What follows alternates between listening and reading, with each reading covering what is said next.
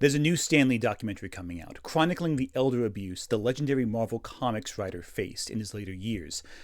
And it's made by the very people who abused him in life. And it's got all this footage documenting said abuse. And you get to see it years after it could have made a difference in Stan Lee's actual life. For it could have been used to maybe give him better care, maybe help save him from elder abuse. This video is going to be really rough because I have a lot of thoughts and I want to get them out quickly because this is currently collecting money on Kickstarter, this documentary. And I think that it is doing a great moral harm. Stan Lee, the Final Chapter is a new documentary that launched on Kickstarter. My name is John Bolerjack, and for the last 4 years of Stan Lee's life, I was his assistant, his confidant, but most importantly, his friend.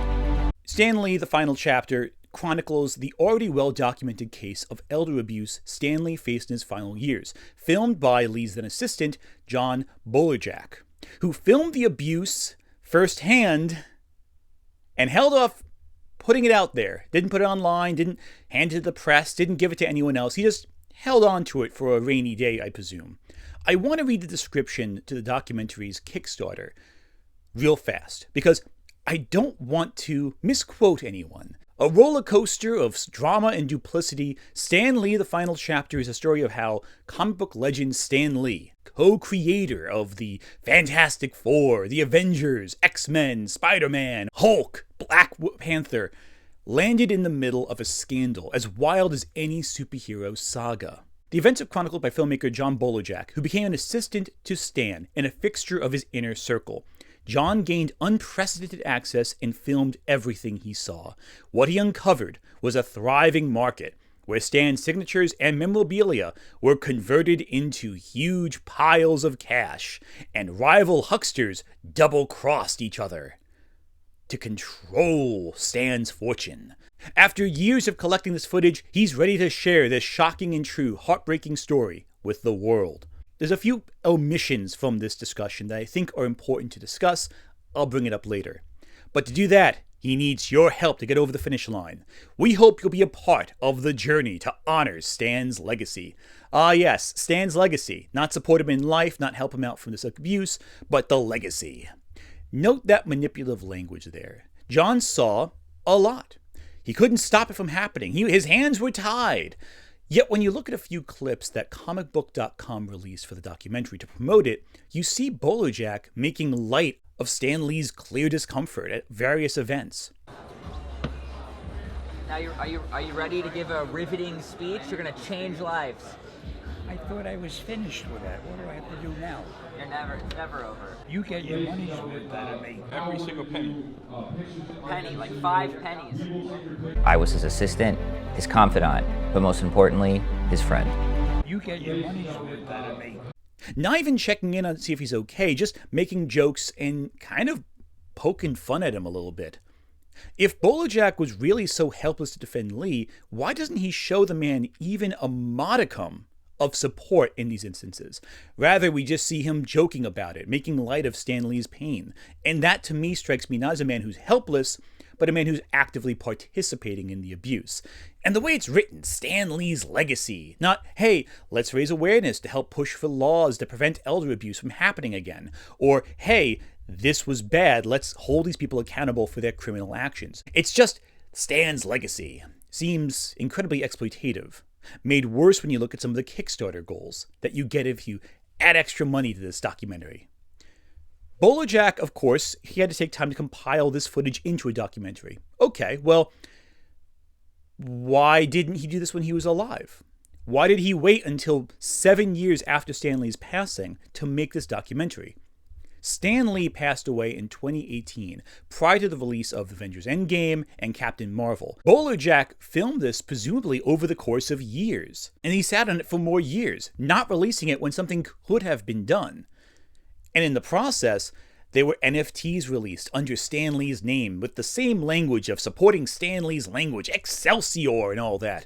The image of Stan Lee was propped up to sell product, and right now, It feels from this description that Stan Lee's image is being propped up to sell the product of this documentary. But what is the elder abuse conflict with Stan Lee? Well, in February 2018, months before Stan Lee's passing, Stan Lee with his lawyer made a declaration that was notarized, condemning Giorgio Jerry Olivares, Kaya Morgan, and Lee's daughter attorney, Kirk Schneck, of attempting to, quote-unquote, and this is Stan Lee's words here, gain control over my assets, property, and money through his daughter, JC. This statement, as reported by The Hollywood Reporter, was retracted shortly thereafterwards, not necessarily by Stan Lee, but by a third party, the press suspects. Jerry Olivares gained power of attorney over Lee after Lee's wife passed, and quickly isolated Stan Lee from most of the people he had trusted over the years. Several longtime assistants who had worked with Stan Lee for 2 or 3 decades were immediately let go and replaced with new people, a new inner circle being constructed. Sound familiar? I was his assistant, his confidant, but most importantly, his friend. You know, it's funny, Bolerjack, when did he say he started working with Stan Lee's inner circle? What started that discussion? Huh? I wonder. Olivares was sued by Stan Lee in 2018, which led to an undisclosed settlement in 2022 between Olivares and Stan Lee's daughter, JC. Now, I want to point out that JC was also reported to be abusing Stan Lee and exploiting him for money. There are records from The Hollywood Reporter that say that JC would throw tantrums and demand that Stan Lee give her more and more of his cash, sometimes $20,000 to $30,000 in a day.